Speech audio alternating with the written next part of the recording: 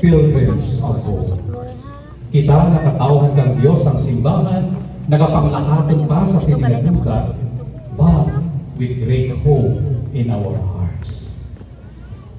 Mukhang wala ata eh. Matanong mo kayo, may pag-asa pa ba sa buhay natin? Yes. Sino ba ang umaasa? Yes.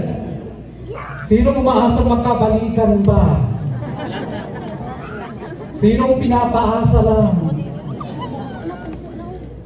At sino daw ang nawawalan ng pag-asa? My dear brothers and sisters, hope is a gift from God. Hope is one of the three theological virtues that He gifted us with. Faith, hope, and charity. And these are Himself, from Himself to us. Bakit po niya tayo naregaluhan ng faith, hope, and charity? So that we may come to see His face. We may come to know Him